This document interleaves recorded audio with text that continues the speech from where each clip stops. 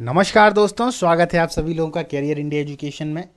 आज हम आपके लिए लेके आए हुए हैं मानव रक्त पार्ट 2। जैसा कि सामान्य विज्ञान में जीव विज्ञान की अपनी एक जो सीरीज है वो क्रमशः चल रही है। इसमें प्रैक्टिस सेट नंबर तो 15 है और मानव रक्त पार्ट 2। पार्ट 1 में अपन ने काफ़ी सारी चीज़ों को देखा। खास तौर पर रक्त कितने प्रकार से बना रहता है, जैसे कि आरबीसी को देखा, डब्ल्यूबीसी को देखा, प्लेटलेट देखा, प्लाज्मा पे अपन ने चर्चा की। इसके बाद अपन ने देखा कि रक्त के क्या क्या कार्य होते हैं। लेकिन अपन ने उसमें चर्चा की थी कि अगले वाले में अपन रक्त का थक्का बनना, रक्त के वर्ग और रक्त का आदान यानी आदान प्रदान पर चर्चा करेंगे। तो चलिए दोस्तों, अपन इस वाली क्लास को चालू करते हैं और बहुत ही मजेदार टॉपिक है ये, जिसको आप लोग देखिए।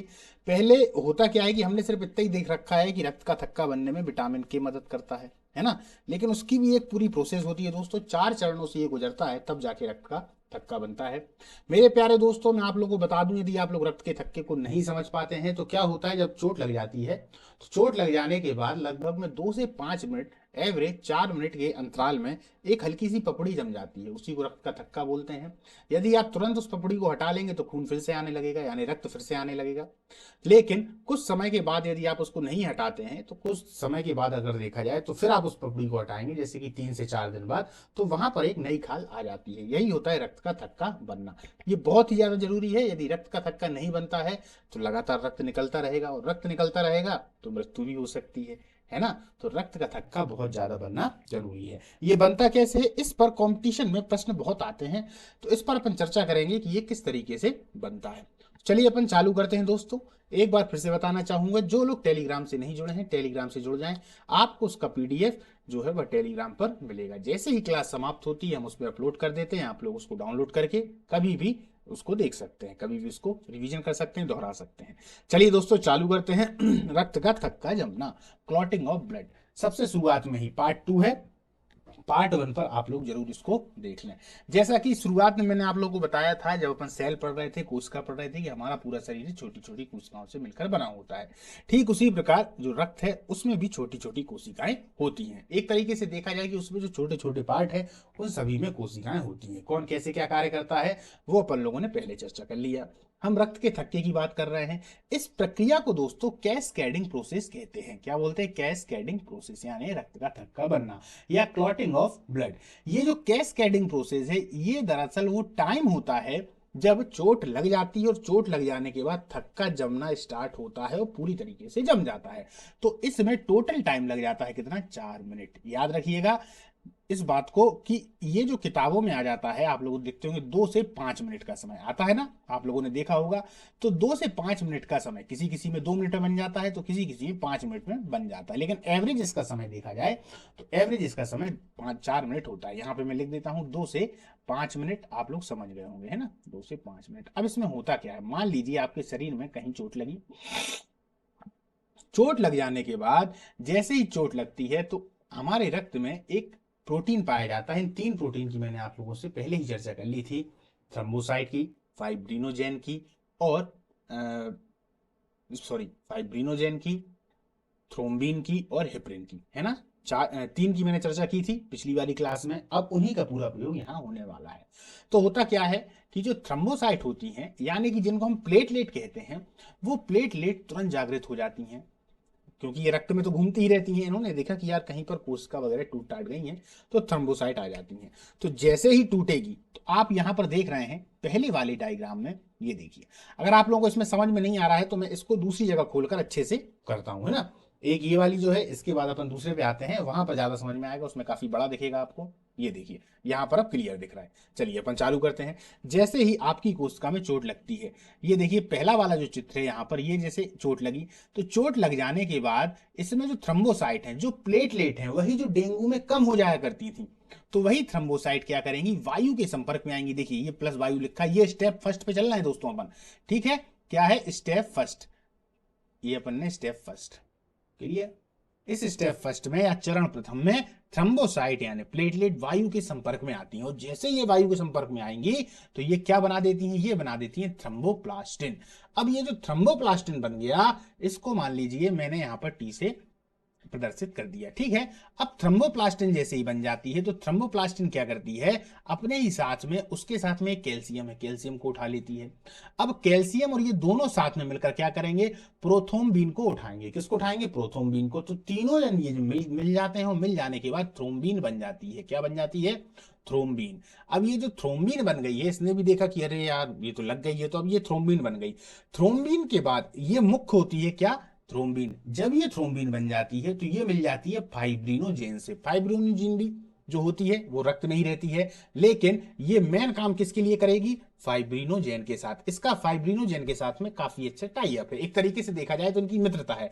दोस्तों मैं आपको समझाने के लिए बता रहा हूं ताकि आपके पूरे दिमाग में आ जाए। तो थ्रोम्बिन जो है वो फाइब्रिनोजेन के संग में मिलेगी, और आपस में ये जैसे ही मिलते हैं तो फाइब्रिन बन जाती है, और यहीं से अब रक्त का थक्का बनना चालू हो जाता है। ये जो फाइब्रिन है एक तरीके की जाली होती है। क्या होती है दोस्तों, जाली होती है। देखिए आप लोगों के घर में जैसे मान लीजिए कभी कचड़ा वगैरह रहता है, तो आप जाली लगा देते हैं, तो पानी पूरा का पूरा निकल जाता है, लेकिन कचड़ा उसमें फंस जाता है। फिर आप कचड़े को बाहर निकाल के फेंक देते हैं। मान लीजिए आप उसमें हमेशा ही कचड़ा को डालते रहेंगे तो हो सकता है नाली जाम हो जाए। तो उसी प्रकार फाइब्रिन जो है वो हमारे शरीर में जो ये यहाँ पर सेल टूटी हुई है ना दोस्तों, यहाँ पर ये जो सेल टूटी हुई है, तो यहाँ पर एक जाली नुमा संरचना बना लेगी। और आप दूसरे वाले चित्र में देखेंगे तो ये जो यहाँ पर है, इसको ये जो नीले नीले कलर की है, ये देखिए ये नीले नीले कलर की है। तो ये जो नीले नीले कलर की है, इसने इस हरे वाले के साथ में एक जाली नुमा संरचना बना ली। इसी को हम बोलते हैं फाइब्रिन। ये देखिए फाइब्रिन सबसे ज्यादा जरूरी होती है। तो जैसे ही जाली बन जाती है, तो चूंकि जाली तो बन गई और रक्त का जो प्रवाह है वो तो चल ही रहा है, और हमने देखा है कि रक्त कोलाइड है, रक्त तरल संयोजी ऊतक है, तो रक्त में आरबीसी भी है, डब्ल्यूबीसी भी है, प्लेटलेट भी हैं, तो ये सब इसमें घूम रही हैं। अब होगा क्या, वो जो जाली बनी है दोस्तों, उस जाली में यही रुधिराणु यानी कि डब्ल्यूबीसी, आरबीसी और प्लेटलेट फंस जाती हैं, और जैसे ही ये फंस जाती हैं तो फिर ये बाहर नहीं निकल पाती।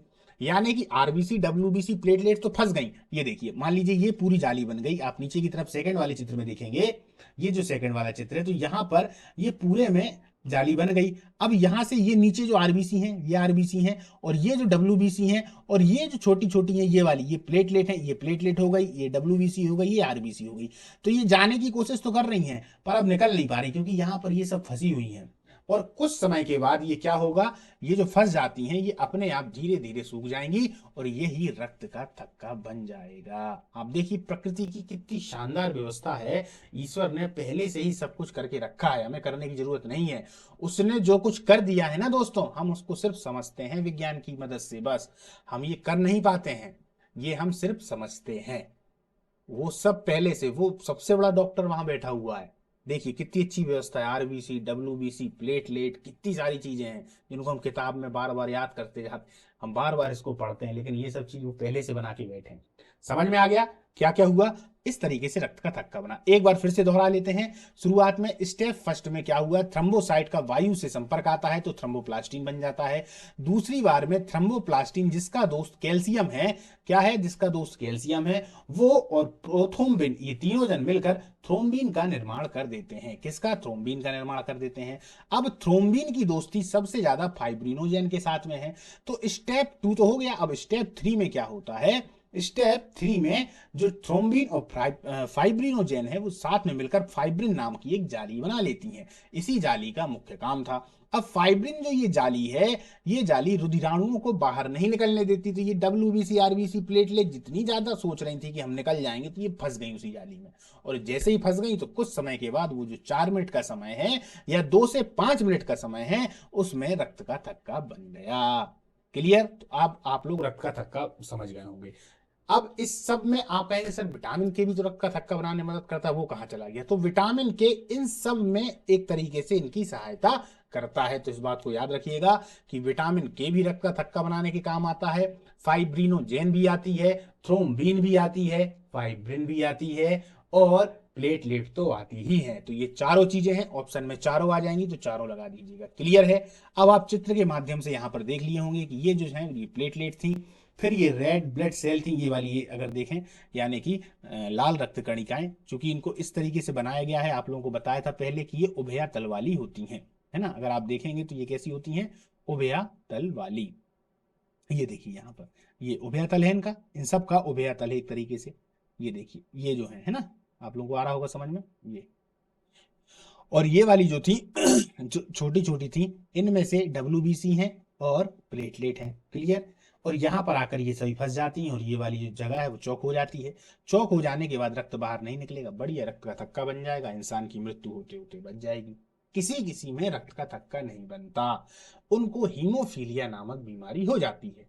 तो उन लोगों की मृत्यु घाव लगने से ही हो जाती है। घाव छोटा सा लग गया, रक्त रुक ही नहीं रहा तो निपट जाएंगे। क्लियर है। अब आप याद रखिए, शरीर में ये सब तो रक्त का थक्का जमा रही है।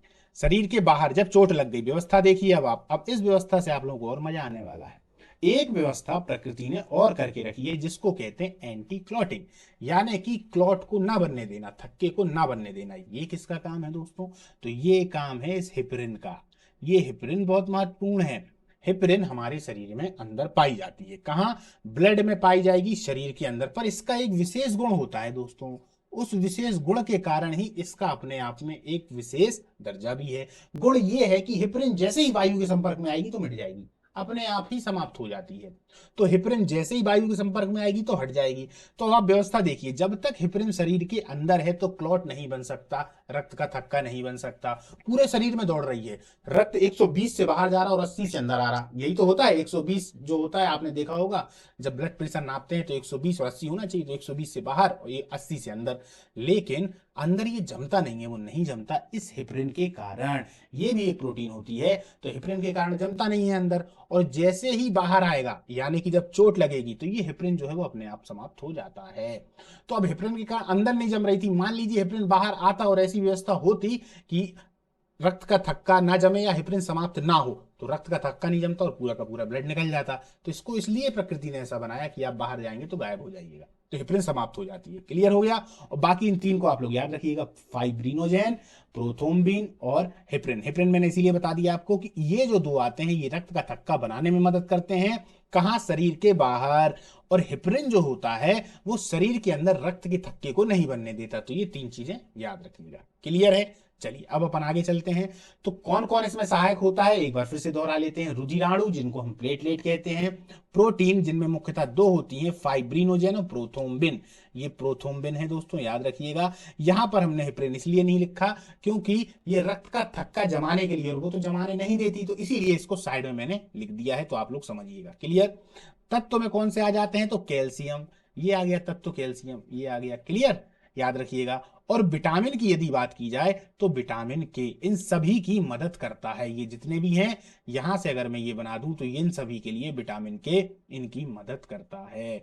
उम्मीद है दोस्तों ये वाला जो पूरा कंसेप्ट है आपको समझ में आ गया होगा। अब इसी के जो प्रश्न है वो आगे हमको मिलने वाले हैं, लेकिन उसके पहले कुछ चीजें और हैं, उनको और देख लिया जाए। तो हम दूसरे वाले डायग्राम पर आते हैं, और ये है रक्त वर्ग, ब्लड ग्रुप। अब ये ब्लड ग्रुप क्या होता है दोस्तों? इसकी खोज दरअसल लैंड स्टीनर और वीनर ने की। यदि आपके लिए थोड़ा सा माइक्रोस्कोप मिल जाए तो आप भी तुरंत समझ जाएंगे कि किसका ब्लड ग्रुप कौन सा है। हम लोगों ने देखा होगा ए बी, या बी या O, A minus, B minus, A B minus और ओ माइनस। ऐसा आप लोगों ने सुन रखा होगा कि भैया इनका ब्लड ग्रुप ये है, या आप लोगों ने आसपास देख रखा होगा कि किसी को रक्त की आवश्यकता पड़ गई तो पूछता फिरता है, भाई तेरा ब्लड ग्रुप कौन सा है, चले यार दे दे। होता है ना। तो चलिए दोस्तों अपन इसको समझते हैं कैसा क्या है, तुरंत समझ में आ जाएगा। बिल्कुल चुटकियों का काम है, ज्यादा समस्या इसमें है नहीं है। बिल्कुल ज्यादा अपन को दिमाग इसमें ज्यादा लगाना नहीं है, बस समझना है चित्र को देख के कैसा, और आप लोग देखिएगा तुरंत आपको समझ में आ जाएगा। इसकी खोज किसने की है? लैंड स्टीनर और वीनर ने। कब की थी? 1900 ईस्वी में। लेकिन दोस्तों इनको 1940 में मिला था नोबेल पुरस्कार, काफी समय के बाद मिला है। ठीक है। चलिए, हमने क्या देखा है कि रक्त दो भागों में बटा हुआ है मोटे मोटे तौर पर। एक है प्लाज्मा और एक है आरबीसी, है ना। देखिए, एक है प्लाज्मा और एक क्या है दोस्तों? आरबीसी। माफ करिएगा, एक रक्त को हमने मोटे मोटे दो भागों में देखा, एक प्लाज्मा था और एक रुधिराणु थे। उन्हीं रुधिराणुओं में तीन चीजों में बटा हुआ था, आरबीसी, डब्ल्यूबीसी और प्लेटलेट। तो हमने यहां पर आरबीसी को लिया है। क्यों? क्योंकि आरबीसी में ही एंटीजन पाया जाता है। अब ये एंटीजन होता क्या है अभी अपन लोगों को पता पड़ेगा। तो आरबीसी, इनको क्या कहा गया? लाल रक्त कणिकाएं। अभी आप उस वाले ब्लड को भूल जाएं कि यार उसमें तो तीन थे। आप यहां पर आरबीसी याद रखें और एक जगह प्लाज्मा याद रखें। दोस्तों होता क्या है, ये जो आरबीसी होती है इसमें भी एक प्रोटीन पाई जाती है जिसको एंटीजन कहते हैं, और इसको हम बड़े ए से बड़े बी से, यानी कि बिग ए से और बिग बी से संबोधित करते हैं। क्लियर है। और इसी के विपरीत में प्रत्येक रक्त में, प्रत्येक ब्लड में एक एंटीबॉडी पाया जाता है, जिसको हम छोटे ए से, छोटे बी से या स्मॉल ए से स्मॉल बी से प्रदर्शित करते हैं। देखिए छोटा ए और छोटा बी, और यहां पर हम इसको क्या करते हैं, बड़ा ए और बड़ा बी। तो यहां तक अभी बात अपन को क्लियर हुई कि आरबीसी में एक प्रोटीन पाई जाती है जो कि एंटीजन है। और इसके बाद जो प्लाज्मा, जो साथ में एक तरल वाला पदार्थ घूम रहा है, आरबीसी तो कणिकाएं हो गई, कणिकाएं हो गई, ये तो तैर रही थी प्लाज्मा में, और प्लाज्मा खुद जो तरल भाग है उसी में एंटीबॉडी ए और बी पाया जाता है। अब हम देखते हैं ये जो एंटीजन है ये एक ग्रुप का निर्माण करता है, यानी कौन ए है, कौन बी है, कौन ए बी है और कौन ओ है। तो एक प्रश्न तो आपका यहीं से बन गया कि एंटीजन ग्रुप का निर्माण करते हैं या एंटीबॉडी। तो याद रखिएगा एंटीजन करते हैं, वो अभी आपको समझ में आने वाला है। एक चीज क्लियर हो गई। एंटीबॉडी जो होती हैं वो किस तरीके की होती हैं दोस्तों, तो ये आप लोग देख रहे हैं ना, इस तरीके की होती है एंटीबॉडी। तो हम अभी जब सब में देखेंगे तो ये वाले जो हिस्से को आप देख रहे हैं ना, ये वाला हिस्सा, ये जो तीर जैसा ऐसा निकला हुआ है, ये यहां भी है, देखिए ये यहां भी है ना, ये यहां भी है, दोनों जगह है, और ये तीसरे वाले में भी है। अब ये क्यों क्यों है, एक कंडीशन के तहत होता है, तो अपन देखते हैं कैसा क्या है। अब मैं थोड़ा सा इसको मिटाने का प्रयास करूंगा और उसके बाद आपको समझाता हूं। देखिए कितनी जल्दी समझ में आ जाएगा कि क्या है। ये मैंने मिटा दिया, ये वाले को और ये वाले को, ठीक है, ये आप समझ गए। तो ये ग्रुप को हटाता हूं और इस वाले को हटाता हूं, इसी वाले भाग को हमने यहां पर रखा हुआ है। क्लियर। चलिए, अब होता क्या है, जब डॉक्टर हमारा थोड़ा सा ब्लड लेता है और ब्लड को स्लाइड पे रखता है, तो स्लाइड पे कर कर देखता है, तो उसको इस तरीके के चित्र दिखाई देते हैं। कौन कौन सा, एक ये चित्र है, एक ए वाला चित्र है, एक बी वाला चित्र है, एक ए बी वाला चित्र है और एक ओ वाला चित्र है। 4 चित्र उसको दिखाई देंगे, और इन्हीं 4 चित्रों के माध्यम से वो तुरंत बता देता है चुटकियों में कि भाई साहब आपका ए है या बी है या ए बी है, ओ है। इनकी आवश्यकता इसलिए पड़ी क्योंकि जब भी किसी को रक्त आदान किया जाता है या हम उसको डोनेट करते हैं, तो उसमें ए बी ओ इन सबको मैच किया जाता है। मैच नहीं करेंगे और किसी का ब्लड चढ़ा देंगे तो अंदर क्लॉटिंग होने लगती है, यानी कि अंदर ही थक्का बनने लगता है। अब वो कैसे बनता है इसको समझिए। सबसे पहले क्या हुआ, डॉक्टर ने आपका रक्त निकाला, तो वो स्लाइड में देखेगा और उसको जूम करके देखेगा माइक्रोस्कोप के माध्यम से। तो जिनमें ये तीर जैसे निशान दिखाई दे रहे हैं ना, ये देखिए, ये जो तीर जैसे निशान है, 1 2 3, ये जो तीर जैसे निशान दिखाई देते हैं, यही तीर जैसे निशान ग्रुप ए कहलाते हैं। तो ए को भी आप देखेंगे तो तीर के समान है कि नहीं है, देखिए ये भी तीर के समान है। तो आप लोग यहां से भूलेंगे नहीं कि ये भी तीर है और ये भी तीर है। तो ये होता है ग्रुप ए। अब याद रखिएगा, जिसमें ये तीर होंगे उसमें ग्रुप ए होगा, जिसमें ये गोल गोल होंगे, ये जो ऊपर है, ये जो गोल गोल हैं, उनमें ग्रुप बी होगा। क्या होगा, बी होगा। क्या है, गोल गोल। क्लियर। और जिनमें ए और बी दोनों होंगे, यानी गोल भी है और तीर भी है, तो वह होता है ए बी। जिसमें कुछ भी नहीं होता तो वो हो जाता है ओ। क्या हो जाता है दोस्तों, ओ। ये बात आप लोगों को समझ में आई। जिनमें कुछ नहीं होता, यहां देखेंगे तो कुछ भी नहीं है, एकदम सपाट है, नहीं होता। अब अपन देखते हैं कि ये रक्त में रहते कैसे हैं। इसकी भी एक प्रकृति ने गजब की व्यवस्था कर रखी है। अब उस व्यवस्था को समझिए। ये जो ए था ये तो एंटीजन था, लेकिन हमने क्या देखा है कि इनके विपरीत में एक एंटीबॉडी भी पाई जाती है। कहां पाई जाती है, प्लाज्मा में। ये अपन ने अभी चर्चा करी।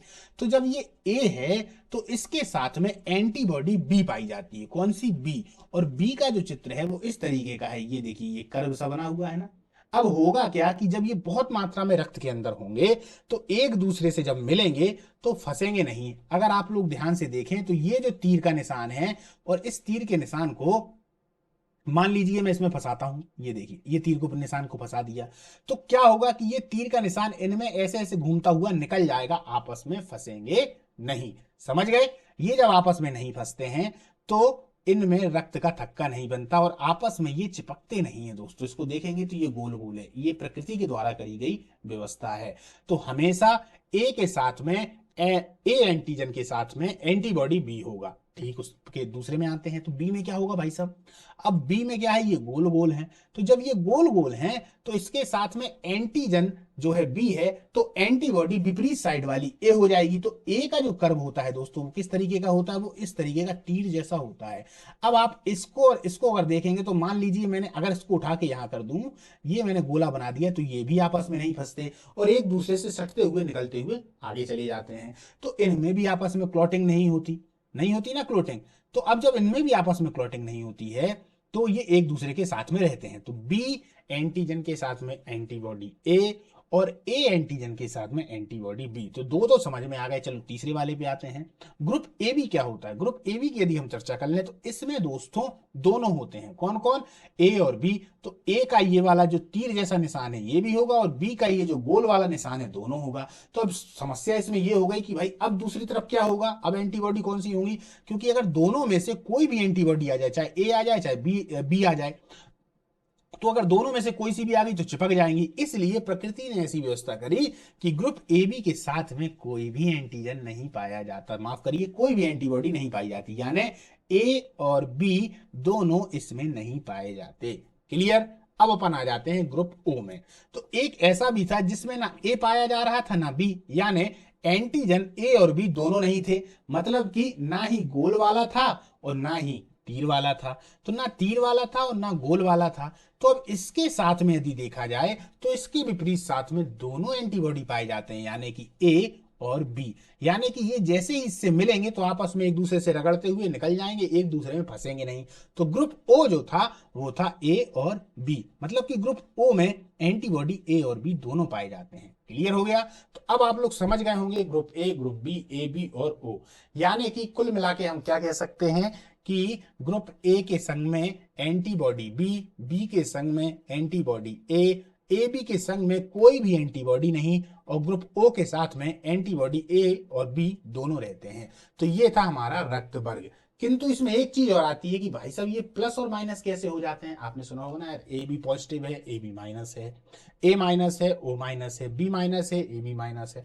इस पर भी अपन चर्चा करेंगे। ये वाला जो आपका था रक्त वर्ग ये तो क्लियर हो गया, समझ में आ गया। चलिए अब आगे चलते हैं। ये है आर एच फैक्टर। इसकी खोज की थी दोस्तों वीनर ने। किसने? वीनर ने। एक व्यक्ति थे वीनर। वो क्या बंदरों में ये सब प्रयोग करते रहते थे। बंदर को प्रयोग में लाने की जरूरत इसलिए भी थी क्योंकि मानव और बंदर एक समान ही है। बंदर ही थे पहले, फिर बाद में वो मानव हो गए। तो बंदर की बहुत सारी हरकतें मानव से जुड़ती हैं। अगर आप बंदर को बहुत देर तक देखते रहे तो आपको लगेगा कि यार ये तो रियल में कोई आदमी ही है। तो इस तरीके के जो बंदर हैं या बंदर है, तो बंदर में वो बार बार रिसर्च करते थे। तो रिसर्च करते समय, ये रिसर्च इसका नाम इसलिए है क्योंकि जो लाल मुंह के बंदर होते हैं उनको रिसर्च ही कहा जाता है। तो बंदर में उन्होंने देखा, एक बंदर में देखा, दूसरे में देखा और काफी सारे बंदरों में देखा। उन्होंने देखा कि यार एंटीजन और एंटीबॉडी तो पाए जा रहे हैं, साथ साथ में कुछ बंदरों में, ये देखिए आप इसको देखेंगे ना, ये पहले वाले डायग्राम को, ये इस वाले को, तो आप देखेंगे इसमें कि भाई साहब इसमें जो ये कर्व है, तो कर्व तो ये बता रहा है कि ये ए है, यानी ए वाला ग्रुप है इसका। लेकिन इसके साथ में ये क्या है? ये जो चौकोर जैसी आकृति है ये क्या है? तो ये पाई गई। तो उन्होंने एक बंदर में देखा, फिर दो चार को उठाया उनमें देखा, फिर कम से कम 100 बंदरों के रक्त को लेके आए उनमें देखा, तो ये पाए जाते थे। तो उन्होंने यहां से जिनमें ये पाए जाते हैं तो उसको आर एच प्लस कहा, यानी कि हम बोलते नहीं है ए प्लस। और जिनमें ये नहीं पाए जाते तो उनको माइनस कहा। चूंकि ये रीसस बंदर में खोजे गए हैं, मनुष्य में भी होते हैं, तो इसको आर एच फैक्टर नाम दिया गया। अब होता क्या है, रक्त के आदान में या प्रदान में इस आर एच फैक्टर का भी ध्यान रखा जाता है। ग्रुप का ध्यान तो रखते ही, साथ साथ आर एच फैक्टर का भी ध्यान रखते हैं।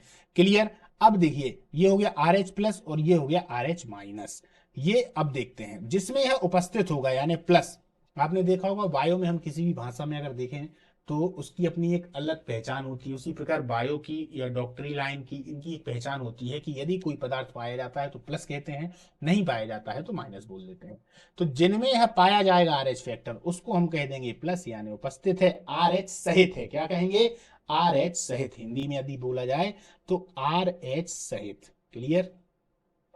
और जिनमें नहीं होता तो आर एच रहित, आर एच रहित। क्लियर?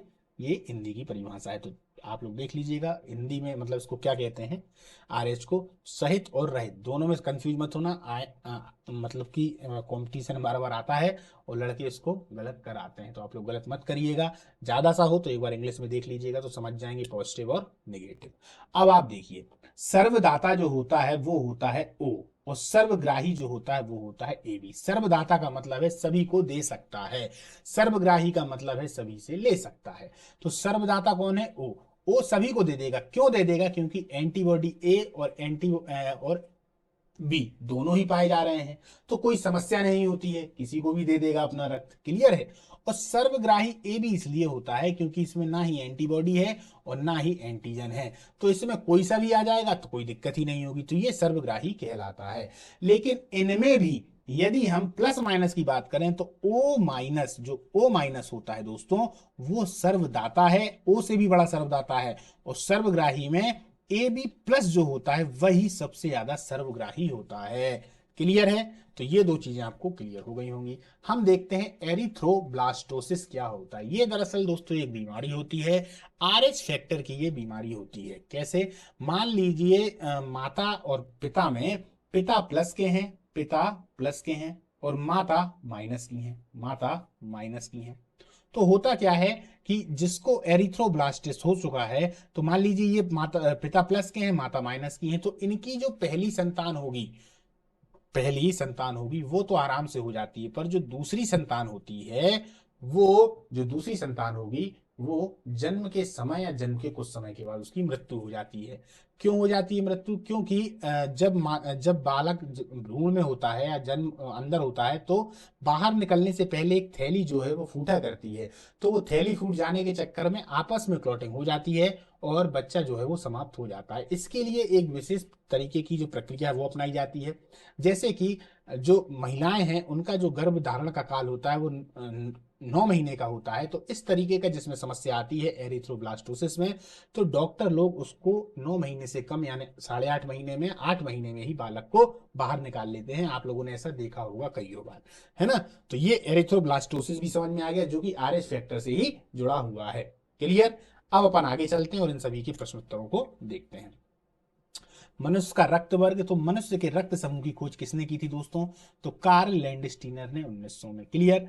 मनुष्य के रक्त की भिन्नता का मुख्य कारण क्या होता है? तो लाल रक्त कण में पाई जाने वाली ग्लाइकोप्रोटीन। आरबीसी में अपन ने बोला था ना, आरबीसी में प्रोटीन पाई जाती है, वो ग्लाइकोप्रोटीन, जिसे ही एंटीजन कहते हैं। बड़े ए से और बड़े बी से दर्शा देते हैं। एंटीजन कितने प्रकार के होते हैं? एंटीजन ए और एंटीजन बी। यहाँ बी नहीं लिखा है, कोई दिक्कत नहीं, एंटीजन बी पीडीएफ में आपको क्लियर मिल जाएगा।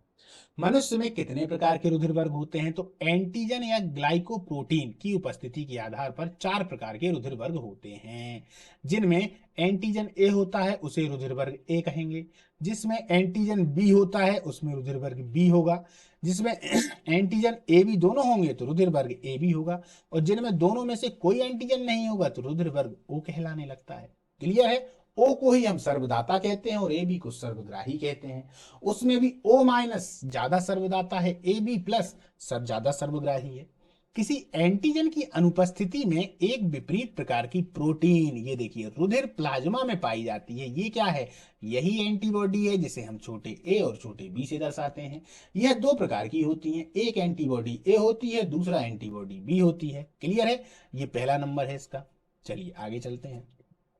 रक्त का आदान या आदान प्रदान। रक्त का आदान क्या कहलाता है? तो जब किसी मनुष्य को रक्त की आवश्यकता होती है तो कुछ कंडीशन के तहत रक्त को एक मनुष्य से दूसरे मनुष्य को दे दिया जाता है। यही रक्त का आदान है या यही रक्त का आदान प्रदान है। कंडीशन जरूरी है दोस्तों, ऐसा नहीं हो किसी का रक्त किसी में चढ़ा दें। तो यदि हमने किसी का रक्त किसी में चढ़ा दिया तो क्या होगा? जब हम रक्त किसी पे चढ़ा देते हैं तो अंदर क्लॉटिंग होने लगेगी, और जैसे मान लीजिए हमने नस में चढ़ा दिया, अब यहाँ क्लॉटिंग होने लगी और बाहर से जो पूरा रक्त जो प्रेशर मार रहा है, तो कहीं ना कहीं क्या होगा, वो प्रेशर इतना तेज हो जाएगा कि अंदर ही क्लॉटिंग बनने लगेगी, व्यक्ति की सांस रुकने लगेगी और व्यक्ति का जो दम है वो निकल जाएगा। अब जब रक्त अंदर ही खून जम गया, कुल मिला के क्लॉटिंग क्लॉटिंग बार बार कह रहा हूँ, सीधा समझो देसी भाषा में, शरीर के अंदर का रक्त ही जम गया। अब जब ऑक्सीजन ही नहीं ले पाओगे, ऑक्सीजन का प्रभाव ही नहीं होगा, तो मर नहीं जाओगे। चलिए, रक्त आदान में किन बातों का विशेष ध्यान दिया जाता है? एंटीजन एवं एंटीबॉडी पर, इन्हीं पर विशेष ध्यान दिया जाता है। क्लियर। एंटीजन ए और एंटीबॉडी बी किन के साथ नहीं रह सकते? इस बात को समझ लीजिए, एंटीजन ए और एंटीबॉडी बी के साथ ऐसा करने पर ये अत्यधिक चिपचिपे हो जाते हैं जिससे रक्त नष्ट हो जाता है। इसे ही रक्त का अभिश्लेषण कहते हैं। रक्त का अभिश्लेषण का मतलब है शरीर के अंदर ही क्लॉटिंग का निर्माण हो जाना, यही होता है अभिश्लेषण। अभिश्लेषण। अतः रक्त आधान में एंटीजन और एंटीबॉडी का ऐसा तालमेल करना चाहिए जिससे रक्त का अभिश्लेषण ना हो सके। क्लियर। रक्त समूह ओ को सर्वदाता क्यों कहा जाता है? क्लियर बात, क्योंकि इसमें कोई भी एंटीजन नहीं होता। क्लियर। रक्त समूह ए बी को सर्वग्राही क्यों कहा जाता है? क्योंकि इसमें कोई एंटीबॉडी नहीं होता और यह सबसे रक्त ले सकता है। अब ये अपन ने चर्चा की ना। आरएच फैक्टर तत्व की खोज किसने की? तो लैंडस्टीनर और वीनर ने। कब की थी? 1940 में। ये आरएच फैक्टर की इन्होंने खोज की थी। क्लियर है। और 1900 में लैंडस्टीनर ने किसकी खोज की थी दोस्तों? तो रक्त वर्ग की थी। क्लियर। आरएच फैक्टर क्या होता है? यह रुधिर में एक अन्य प्रकार की एंटीजन होती है। उन्होंने रीसस बंदर में इस तत्व का पता लगाया था। जिन व्यक्तियों में यह पाया जाता है वह आरएच सहित पॉजिटिव कहलाएंगे, जिनमें नहीं पाया जाता वह आरएच रहित नेगेटिव कहलाते हैं। अपन बोलते नहीं है ए पॉजिटिव बी पॉजिटिव, तो ये वही है। रक्त आधान के समय आरएच फैक्टर की जांच क्यों होती है? ताकि आरएच प्लस वाले को आरएच प्लस वाला दिया जाए, आरएच माइनस वाले को आरएच माइनस का ही रक्त दिया जाए। क्योंकि ये भी यदि करवा देंगे तो पहली बार में तो रक्त चढ़ जाता है दोस्तों, कुछ नहीं होता, दूसरी बार में मरीज की मृत्यु भी हो जाती है। क्लियर। यदि आरएच प्लस रक्त वर्ग का रक्त आरएच माइनस रक्त वाले वर्ग को दे दिया जाए तो क्या होगा? प्रथम बार कम मात्रा होने के कारण कोई प्रभाव नहीं पड़ता, किंतु जब दूसरी बार इस प्रकार का रक्तदान किया जाए तो अभिश्लेषण के कारण आरएच माइनस वाले व्यक्ति की मृत्यु हो जाएगी। हाँ, पहली बार में कुछ नहीं होगा, मान लो गलती हो गई डॉक्टर से, पर दूसरी बार में तो वो निपट ही जाएगा। क्लियर है। चलिए आगे चलते हैं। एरिथ्रोब्लास्टोसिस क्या है ये अपन ने अभी देखा था। तो पिता का रक्त आरएच प्लस हो और माता का रक्त आरएच माइनस हो तो जन्म लेने वाले शिशु की जन्म से पहले गर्भ अवस्था में या जन्म के तुरंत बाद मृत्यु हो जाती है। ऐसा प्रथम संतान के बाद की संतान में होता है। ये बात याद रखिएगा दोस्तों। आपने बहुत सारे आदमियों को देखा होगा, है ना, कि ये देखा होगा आप लोगों ने कि आपके अगल बगल में कोई एक ही संतान होती, फिर उसके बाद संतान ही नहीं होती। मैंने तो देखे हैं काफी सारे लोगों को, तो उनको पता नहीं है और वो अपना करते रहते हैं। वो दरअसल समस्या एरिथ्रोब्लास्टोसिस की ही है, समझ गए? तो वो दूसरी हो ही नहीं पाती, समाप्त हो जाती है ना। तो समस्या किसकी? एरिथ्रोब्लास्टोसिस की। और वहीं ये काम यदि शहर में अगर देखा जाए तो शहर में डॉक्टर लोग पहले ही 8 महीने से पहले ही डिलीवरी करा लेते हैं, तो एरिथ्रोब्लास्टोसिस नहीं हो पाता है। वो जो थैली है वो फट नहीं पाती है, क्लॉटिंग नहीं हो पाती है, बालक बच जाता है, माँ बच जाती है। ठीक है दोस्तों। तो आज की जो अपनी ब्लड वाली दूसरी क्लास थी ये समाप्त होती है दोस्तों। अगली क्लास अपनी जो आएगी वो आएगी मनुष्य के डाइजेशन सिस्टम पर, यानी कि पाचन तंत्र पर। इसका एक और छोटा सा टॉपिक है दोस्तों, उसको भी अपन कर देंगे। वो जो टॉपिक है वो टॉपिक है कि यदि मानव में पिता ए हो और माता बी हो तो क्या क्या संभावनाएं होंगी पुत्र के रक्त में। तो इससे संबंधित है, ये ज्यादा नहीं है, 10 मिनट का है दोस्तों। इसको एक बार में आपको समझा देंगे तो आप लोगों को अच्छे से समझ में आ जाएगा। चलिए दोस्तों, अपन जो क्लास है उसको समाप्त करते हैं, मिलते हैं अगली क्लास।